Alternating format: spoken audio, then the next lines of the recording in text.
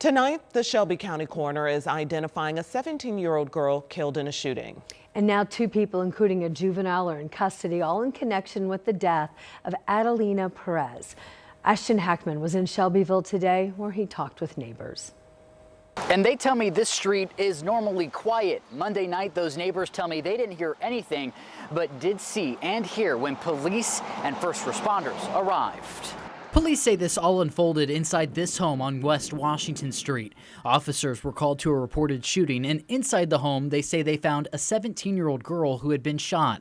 She died at the home. The Shelby County coroner identified her as 17-year-old Adelina Perez. Perez, a student at Shelbyville High School. In a letter to families, the school said, quote, "It is with deep sadness that we share this news with our school community. This loss is heartbreaking for the family, friends, and our entire SHS community."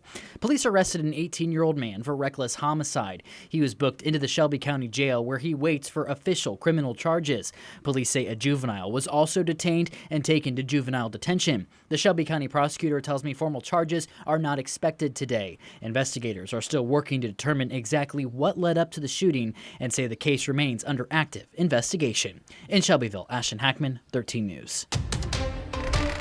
The Clinton County Jail matron, who is facing charges of fraud, theft, and official misconduct, no longer has a job. The Clinton County Commissioners fired Ashley Kelly, who is married to the sheriff, after strengthening their nepotism policy. The policy prohibits relatives from being in a direct line of supervision over one another. Ashley Kelly appeared in a Marion County courtroom last week alongside her husband, Richard Kelly. He is facing similar charges. Prosecutors say they lied to Indiana State Police to collect around $50,000 in disability payments. They're also accused of misusing jail commissary funds in a separate case.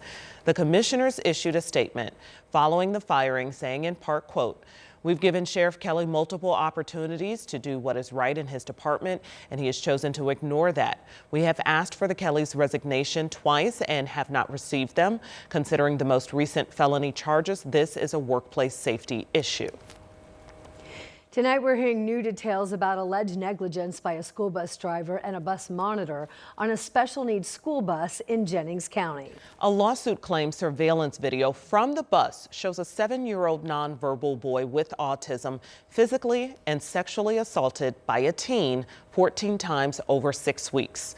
Rich Nye has followed this disturbing case for almost a year, and he's here with us in studio. New info from a federal lawsuit.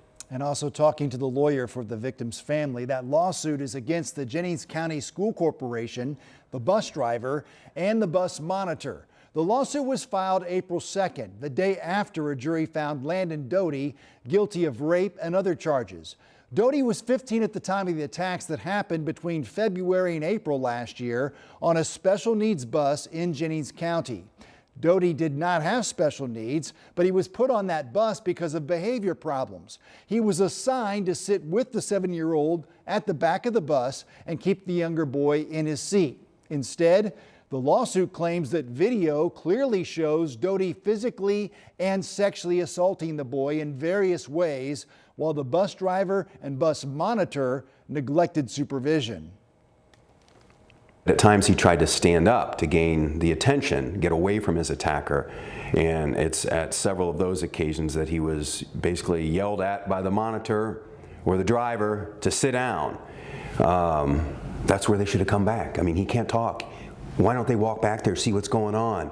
What's the problem? Don't rely upon a 15-year-old with behavioral problems to do your job. Meantime, Doty's sentencing was scheduled Monday but has now been moved to August. And at 6 o'clock, I'll tell you about the dollar amount in damages and the policy changes that the victim's family are seeking. Thank you, Rich. Happening tonight, a survivor symposium and resource fair. The Metro Police Victim Assistance Unit now hosting this event as part of the National Victims' Rights Week, which is underway right now. Those who attend will have a chance to meet and network with victim service organizations and providers, and a local family impacted by crime also sharing their experiences. So that event kicks off at 6 o'clock tonight. It's at Indy's Global Village.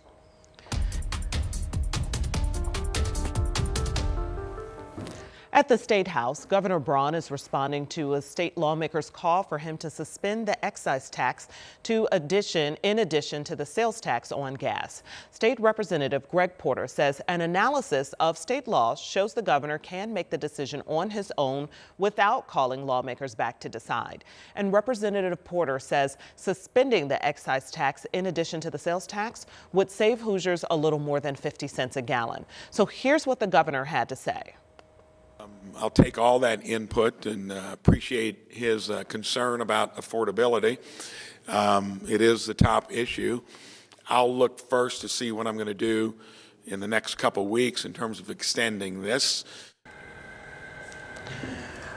Representative Porter did issue a statement. Here's what it says in part. Indiana can afford this tax break, especially with the $700 million the governor will rake in with higher tolls. The ball is in the governor's court. Ladies. All right, it's 5:05. I'm with Angela in the Weather Centers. We look live downtown, and the forecast exactly what Angela was saying we were going to get yesterday. A big hike in temperatures, sometimes 24 degrees higher than the time we had yesterday. But we also have these gusty winds, too, that have blown in with these warmer temperatures. Yes, it has been a very windy afternoon. Winds gusting over 30, but you said it. We expected 20 warmer. We're 21 warmer in Indianapolis. Nailed it. Yeah, hard to believe we were in the 50s yesterday. We're in the middle and upper 70s right now. And yes, 20 plus warmer from this time yesterday. We'll take you to Carmel, where we have sunshine at this hour and temperatures all across central Indiana in the middle and upper 70s. We have 75 in Richmond, 75 in Columbus, 78 Muncie, and currently 77 degrees in Indianapolis. What a great night for baseball. Yes, it's going to be a little windy, but it is Tuesday dollar menu night, and temperatures this evening will stay in the 70s, and we are expecting it to be dry. Keeping an eye on a line of storms pushing just south of Chicago, just south of Lake Michigan. A lot of lightning with these storms as they head towards South Bend, Elkhart, eventually Fort Wayne. We eventually think this will come far enough south to impact central Indiana. Right now, there is a low-end threat of severe weather as some of these storms may contain some hail. The next several hours dry. It'll be late night storms into tomorrow that we're tracking in a few minutes. All right, Angela, thanks so much. Let's talk a little Colts right now. A long season is still ahead of the Indianapolis Colts today. But it started this week with players reporting for OTAs. Eli Gaines stopped by today and has an update on quarterback Daniel Jones. We knew when the Colts signed Daniel Jones to a 2-year, $88 million contract that he was the guy that they want here in the building. The only question now is, how is that Achilles recovering? An injury that he suffered last year where he looked to be an MVP frontrunner. And when he went down, the Colts' whole season sort of collapsed. So he's gotten surgery, he's gone through rehab, he's back out on the practice field doing some drills, but not doing full activity as of right now. Shane Steichen speaking with the media this afternoon, and here's why he feels good about where Jones is right now and when he anticipates Jones could return to the practice field. We'll see. I know he's doing a hell of a job with his rehab. He's been tirelessly working at it.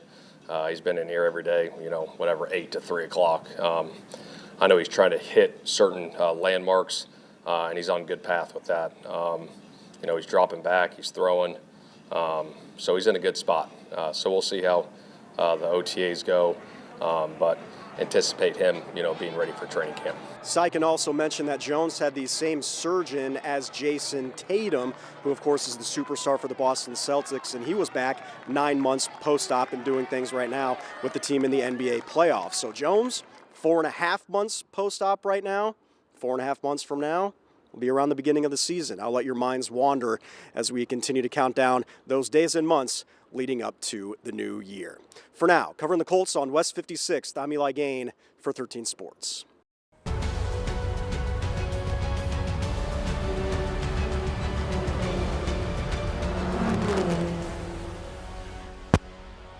It is a literal sign that we're getting closer and closer to the Indy 500. Yes, it's signed, so check it out. A couple of the drivers came to downtown Indianapolis today, all to do their part to help install the street signs named in their honor. This has become an annual tradition that we mark every year ahead of the race. Yeah, it's awesome. So we got a chance to catch up with Chip Ganassi's Kiffin Simpson and Arrow McLaren's Christian Lundgaard. They tell us this is an exciting time for them.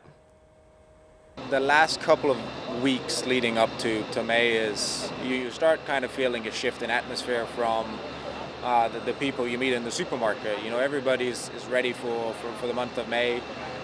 It's always been like that for us after Long Beach. You know, we know what's to come because the next time we're on track will be at the open test end of April, and that's really the start of May for us. Super excited to kick off the month of May, and you know, it was super nice driving into the city this morning and seeing the big old "This is May" sign on the JW Marriott, and just, you know, really getting that feeling of the month of May getting started. And yeah, it's just super exciting to be a part of it and getting it kicked off here in Indy. So you're going to find Simpson Lane at Meridian and Washington. And then Lungard Circle is over at Illinois and Maryland. We do have a programming note that we want to pass along to you tonight. Just like last night, another NBA playoffs doubleheader tonight. It's going to air right here on NBC on Channel 13. 13 News at 11 will stream on WTHR Plus only because of these games. You can download the app now on Roku, Fire Stick, and Apple TV. Again, 13 News at 11 tonight will stream on WTHR Plus at its normal time, 11 p.m. Coming up today, recognizing excellence in space, we have the recipients of the first Neil Armstrong Space Prize handed out today at Purdue. And how they're breaking barriers in space exploration. It's ahead at 5:30. First at 5. It makes me calm down. It helps me calm down. Preparing for the Mini, how these third graders now are getting ready for the race to kick off the month of May. Plus, breaking news, the extension President Trump just announced when it comes to the ceasefire with Iran. We have the latest when we return.